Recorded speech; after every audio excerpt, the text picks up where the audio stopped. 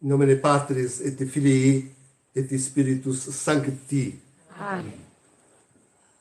Estamos então, caríssimos, no quinto domingo depois da Páscoa, celebrando então, ainda dentro deste clima de despedida. Mas vejam, a tônica é aquela geral da Páscoa, isto é, Jesus é Deus. Quando encerra-se o Evangelho de hoje, é o último, porque agora já na quinta-feira é a festa da Ascensão.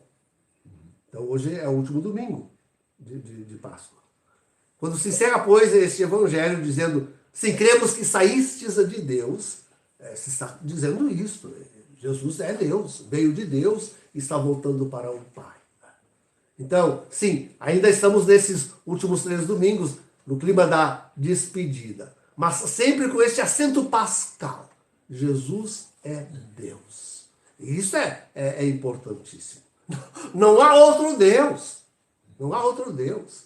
Por isso está erradíssimo Dom Zeno Rastenteufel, o bispo aí de Montenegro, em repreender o padre porque disse a doutrina católica, sem falsos ecumenismos, sem estar politicamente correto, mas a verdade, ponto e basta, a respeito dessas, quanto mais dessas falsas religiões que não tem nem Jesus Cristo por fundamento, mas o demônio, é o diabo.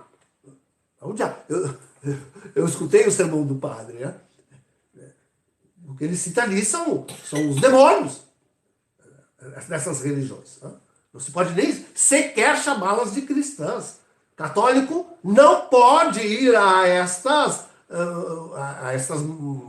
manifestações pseudo-religiosas. Não são religião é a que liga a Deus. Né? E muito menos bispo pode defender isto. Estão todos fora da igreja com uma atitude destas. Não é possível.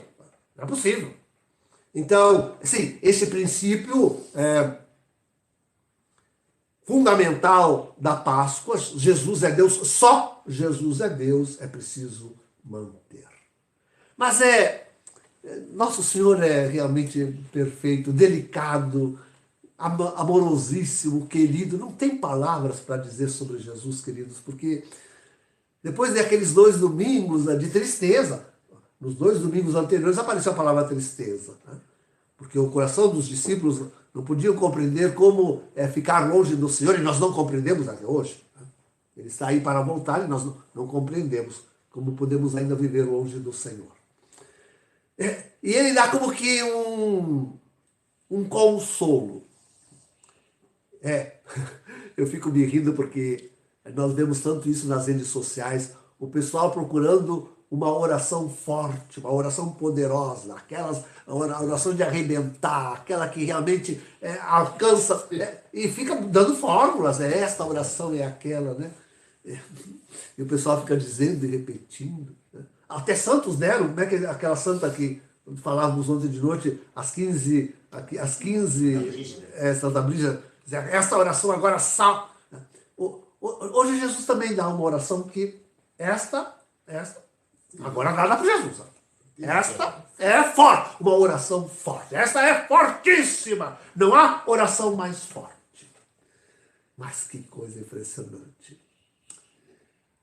Então, claro que a exigência para fazer a oração, e não consegue fazer essa oração quem não estiver no segmento daquilo que Tiago é o apóstolo da concretude da religião da fé. Né? Tiago é o apóstolo da concretude da religião da fé. Então, e já aqui é o nosso primeiro grande tropeço, queridos, para fazer oração forte. Né? Infalível. Aqui já está o primeiro grande tropeço. Isto é, não vivemos a palavra. É preciso estar vivendo a palavra, e sobretudo os santos evangelhos. E entre todos, a caridade perfeita, aquela que se debruça sobre os mais necessitados. Né? É preciso, e para isso tudo é preciso ver-se a si mesmo como se é. Tudo isso é a primeira leitura, viu? olhar-se no espelho. É preciso ver-se como a si mesmo como se é e tratar de, com toda a força e ânimo da alma, de colocar em prática a palavra de Deus. Colocar em prática. E como te atreves tu ao rezar e pedir, pensando que obrigas a Deus a fazer aquilo que tu queres, se tu não fazes aquilo que Deus quer? Se tu não vives como Deus quer que tu vivas, como te atreves tu a querer? Mas ainda não estamos no segredo de Jesus. Vamos a ele agora. Vamos a ele agora. O segredo da oração forte de Jesus. Não tem segredo, né? Mas é de fato o que Jesus diz com todas as palavras no Evangelho.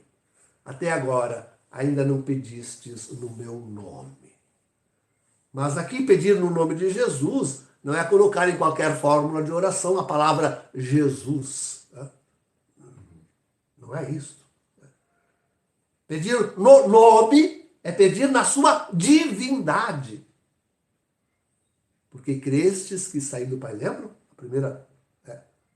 Crestes que saí do Pai. Trata-se da divindade. O nome aqui é o ser divino de Jesus. Tem que pedir no ser divino de... É isso que faz. A nossa oração tem que ser tão divina quanto é a pessoa de Jesus. Jesus está dizendo isso. Querem fazer uma oração infalível? Infalível mesmo? Façam essa oração na minha divindade. Fazendo-vos divinos como eu mesmo o sou. Aqui está. Pronto. Mas ao se fazer divino como Jesus é, a nossa oração não será outra senão aquela que ele mesmo fez no Horto das Oliveiras, antes do sofrer a sua paixão. Pai, afasta de mim este cálice, mas cumpra-se a tua vontade. Aquilo que tu queres. E a nossa oração, quantas vezes está longíssima de buscar a vontade de Deus, os seus desígnios, os seus decretos, as suas vontades. Né? Mas hoje a humanidade, esta contra a igreja, elas estão fazendo os seus próprios decretos. Não estamos nós acusando o Supremo Tribunal Federal, governadores e prefeitos, e não só do Brasil, mas de toda parte, não é só Brasil não. Não é um problema só brasileiro. De estarem fazendo os seus decretos segundo a sua vontade, bem longe, inclusive das constituições falíveis essas. Tanto falíveis estas também. Né? E quão mal esses decretos estão fazendo. Quão mal estes decretos estão fazendo. É a mesma coisa, queridos. Mesma coisa da nossa oração. Nós fazemos os mesmos decretos daquilo que nós precisamos, queremos, desejamos, é urgente e é imprescindível e tem que ser atendido e esquecemos completamente de examinar se isto está segundo os decretos divinos, segundo a Constituição divina. Esquecemos completamente de examinar isso. Então, este mundo sequer confessa mais que Jesus é Deus. Como então pedir no seu nome? Como então oferecer uma oração infalível no nome de Jesus? Aquela que o Pai logo entende que é da sua vontade. Essa é a minha vontade. Vou realizar. Aquela que há uma perfeita interação entre o pedinte e o coração de Deus. Queridos, as nossas orações fortes, as nossas orações infalíveis. Fico pensando no povo que tem medo do fim do mundo, de estarmos realmente vivendo no fim dos tempos, dos eventos apocalípticos e bíblicos que vão acontecer. Já vos disse, repito, eu tenho perdido este medo. Quando fui examinar e conhecer mais profundamente, como agora, só agora, de recente, se revela os planos e as agendas, seja da contra-igreja para a destruição da igreja, seja do mundo para a destruição da humanidade, eu vejo que realmente nós temos é que pedir que se cumpra a palavra de Deus, o Apocalipse. Se cumpra. Que venha sobre nós o Apocalipse.